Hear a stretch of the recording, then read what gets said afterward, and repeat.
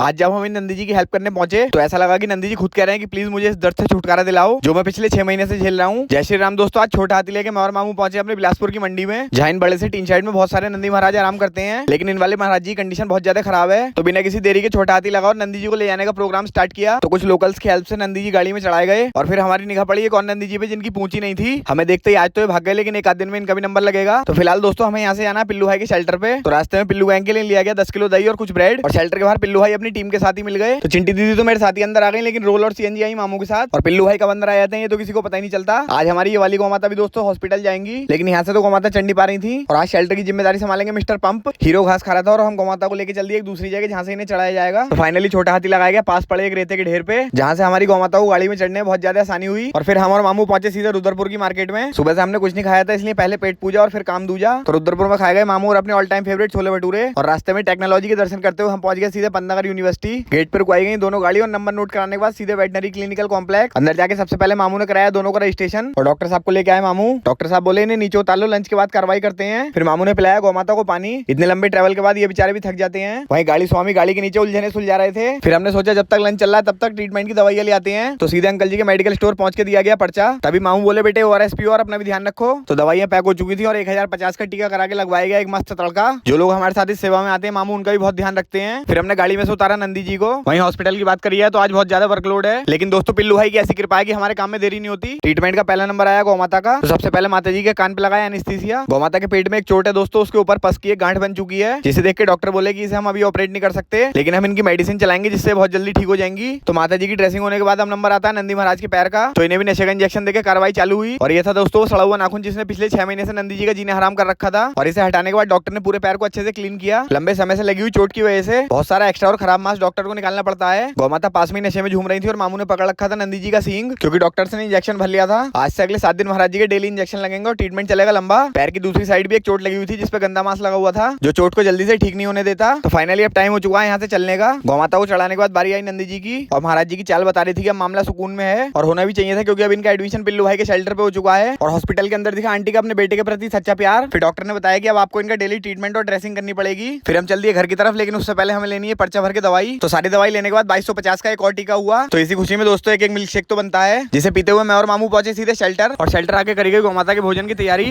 तो फाइनली हम लोग पहुंच चुके हैं अपने शेल्टर पे, मींस पिल्लू भाई के शेल्टर पे। गाइस नंदी महाराज की 6 महीने से ये टांग में भी फ्रैक्चर था, और 6 महीने से जो नाखून आपने देखा जो निकला हुआ था वो भी 6 महीने से महाराज जी को बहुत ज्यादा परेशान कर रहा था। महाराज जी का हमने वो नाखून अलग करवा दिया है, जिससे इन्हें बहुत ही ज्यादा रिलीफ मिला होगा। आजीवन इनकी भी सेवा पिल्लू भाई के शेल्टर पे होगी। आप सबसे बस रिक्वेस्ट है हाथ जोड़कर प्लीज वीडियो को ज्यादा से ज्यादा हमारी शेयर किया कीजिए।